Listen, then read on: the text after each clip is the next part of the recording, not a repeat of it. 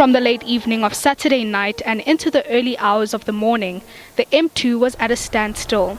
This as the situation in surrounding areas such as Denver, Malvern and Jeppes became volatile due to protests believed to be led by supporters of former President Jacob Zuma.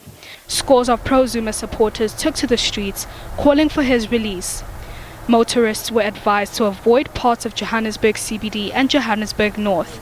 By Sunday afternoon, police had arrested 62 suspects related to the violent protests in KwaZulu-Natal and Gauteng.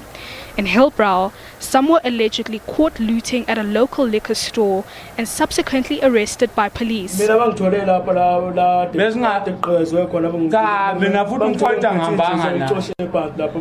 In the Jeppe policing precinct, police dispersed a group of about 300 people who had barricaded the M2 freeway. It is alleged that one group then headed to Jeppes Town, where they looted several businesses. 7 suspects were arrested.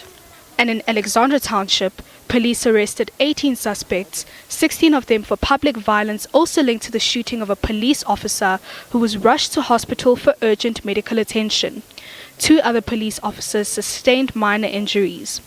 While covering the protests in the township this after, the SABC crew on the field were robbed of their equipment and possessions at gunpoint. The video journalist Gabin Njokweni had a gun pointed at him, and Natasha had to force herself out of the car while the other person was trying to get towards her. And in that incident, a live unit was taken, which is the device that we use for live crossings, a camera that the video journalist was using, a tripod stand, 2 cell phones that belong to the video journalist, Natasha's handbag, and a box with cables and other equipment that we use for broadcasting. Protesters maintain that peace will only be restored when the former head of state is released from prison. On Monday, the Constitutional Court will hear Zuma's rescission application, which may set the tone for the rest of the week. All right, we continue to catch up with our reporters across the country on the unrest. Joining me now is SABC News' political editor, Mzwandile Mbeje, who is with us from Cape Town. Mzwai, what can you tell us about the situation where you are? A very good evening to you, Francis. Of course, the situation here is very different because we expect the head of state to address the nation in the next 1.5 hours or just under that.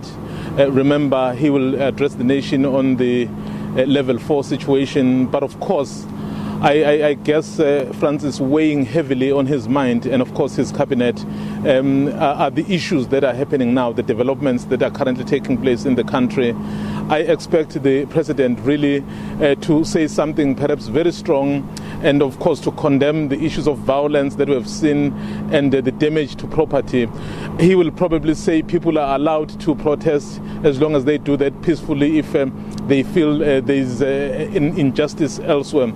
But I think what we have seen, as the report has just indicated, is that many people have really been impacted quite negatively by the developments. And many also have been saying, where is the head of state to perhaps give a clear direction?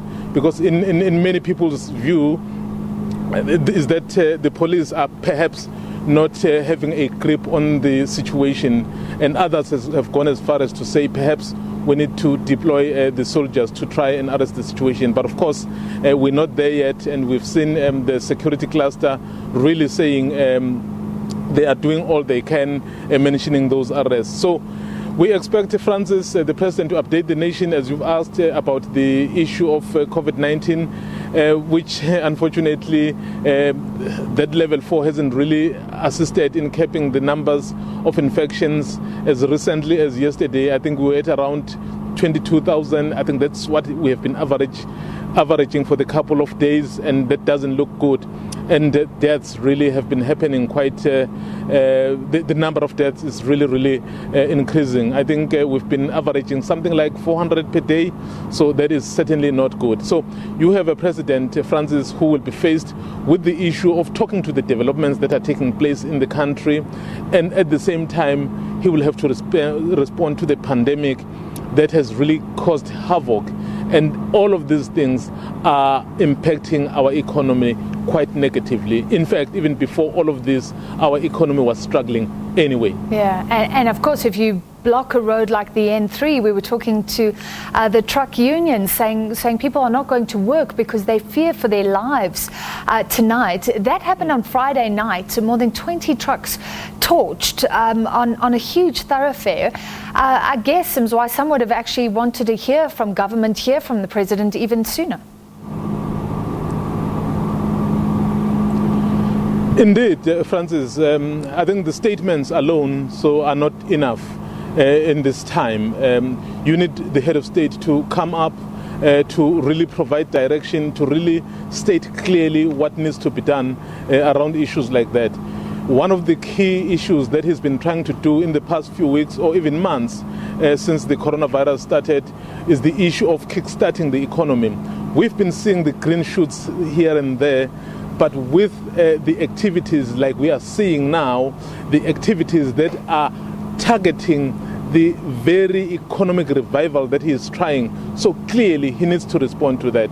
I mean, we've been speaking about more than 20 trucks, and those trucks and the livelihoods that are getting affected there, it's really serious, because you can see the truck, but I mean, someone is working there, someone has lost his job.